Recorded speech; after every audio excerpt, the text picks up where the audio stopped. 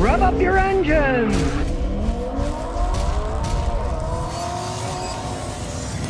Right, when I was young, people liked station wagons. Volkswagen still makes them.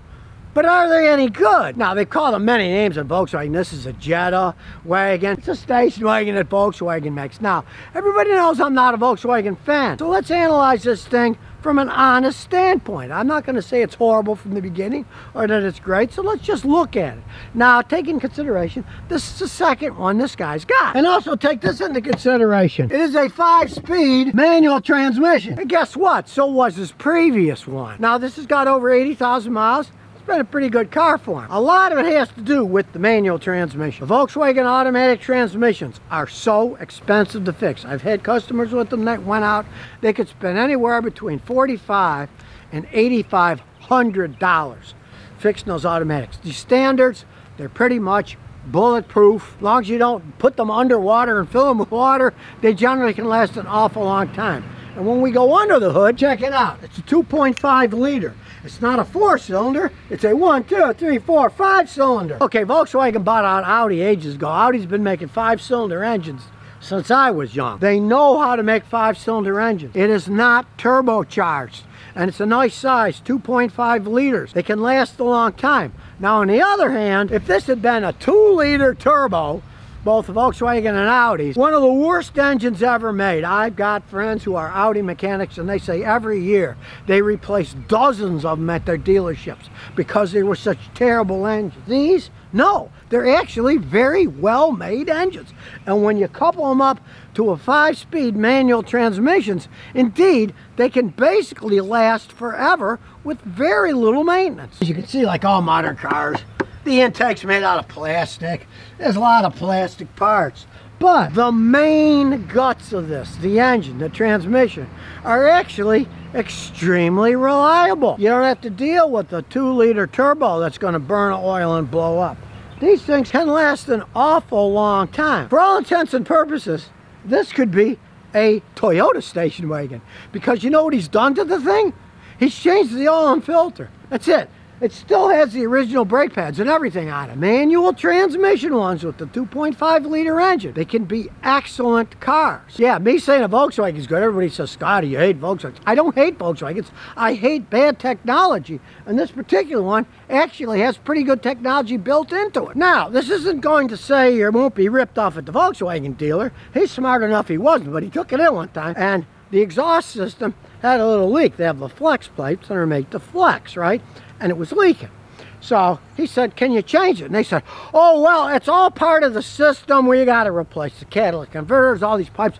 They wanted $2,500. Anybody who knows anything about cars knows flex pipes are mesh steel, so they can flex a little as the engine goes back and forth, right? Anybody can cut the old one off, weld new ones on. They make them in various diameters and lengths. And it can just be cut off and welded on by somebody who'll actually do that. But of course, at the Volkswagen dealer, they said, $2,500, we got to change that to cat all those parts, which is totally nonsense. You can always have something repaired if it's made out of metal. That's the advantage of metal versus plastic. When plastic cracks, throw it away and get another one. Metal, you can always cut pieces off and weld new pieces on. So of course, at the dealer, they tried to rip off, and he said, forget that. Take a look inside here. Listen to start up. No, he gets such good gas mileage, he didn't even bother checking it. I've got customers with Toyota Sequoias, the monster tree Toyotas, right?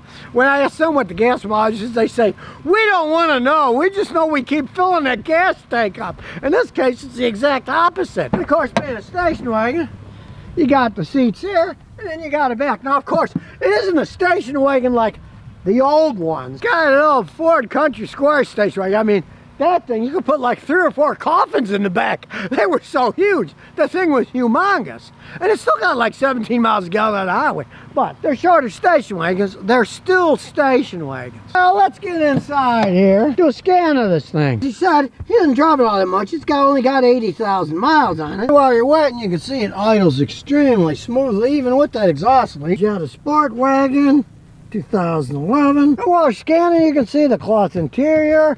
Still in excellent shape. Back seats are in good shape. 100%, okay. So it's got little bitty faults.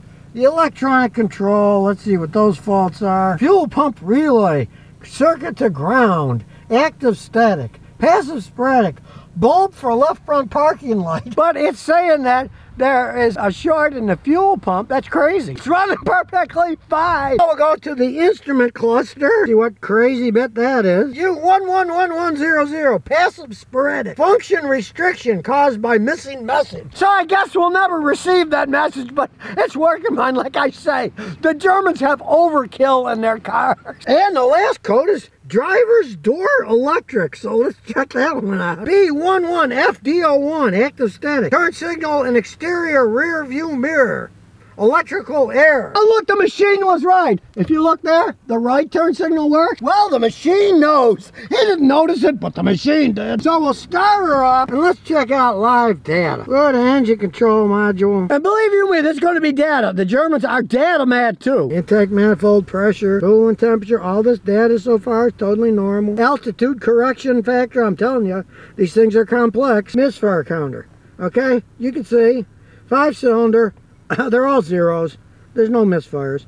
It was misfiring before. Like I said, it was misfiring, but he changed all the coils and all the plugs, and that didn't come back. Now, he might get a little wonkiness every once in a while because, as you can hear, flex pipe has got some holes in it, and when you have holes in it, it can make little popping stuff here and there, but it hasn't led to any misfires yet. He needs to find a good welder to weld one on. The pieces are like $80. Just find some guy to weld one on. Shows you the lambda control, the actual value. It's 1 to 1.0 to 0.99. Of course, 1 is perfect, so it's still pretty good. Almost perfect. Because it is a Volkswagen. Watch the data. It goes on and on and on. It's still going, people. And on. There, finally you got to the end. So I found out one of his bulbs isn't working. Otherwise, it's actually running perfect. So let's take it for a spin. Now, believe it or not, when he bought this thing new, it was only 18 grand. So boy, is he getting his money worth. The average new car today is like $49,000. So he could have gotten 3 of these, right? But he only bought 1. All right, here we go. Over the bump. It's a station wagon, so we don't have to go too slow. We'll roll up the window so it doesn't make much wind noise. It is a very smooth 5-cylinder engine. Going over this horrible road, it's not that bad. It's a bumpy road. Being a station wagon, it's got a reasonable wheelbase and length, so it takes these bumps quite well for, you know, a car that's getting old and still got the original struts and everything. Everything's original. So we'll get to our little turn to get on the road, and it's getting to be lunchtime, so it's probably going to be crowded as can be. Oh, nobody is coming. Here we go. It was starting to spin those tires. Smooth power delivery. That's the thing about these 5-cylinder engines. They put out a good power for a little engine. I don't hear any wheel bearings roaring or anything. Car's in immaculate shape. And I say a lot of it has to do with this manual transmission. The automatics are the problems in these cars. And it's got German suspension. The steering is excellent. Watch out for the sewer truck.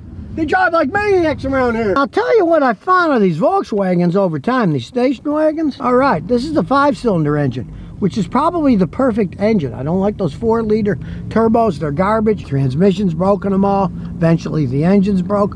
But this 2.5-liter straight 5-cylinder engine is a pretty good engine. Smooth power delivery. Hey, if all Volkswagens were made like this, I'd be playing a different tune when I talk about them. But realize, yes, this is a manual transmission. 96% of Americans only drive automatics. So, not a popular choice among Americans. Now, aside from the flex pipe, and you can't blame the car because it lives in Massachusetts, where they put salt on the road, and that eats up the metal. And Volkswagen went in $2,500 to fix it when you could just cut the piece off and weld it. Aside from that, with the 2.5-liter 5-cylinder engine and that manual transmission, this thing still runs like the day it was made. Smooth power, comfy driving.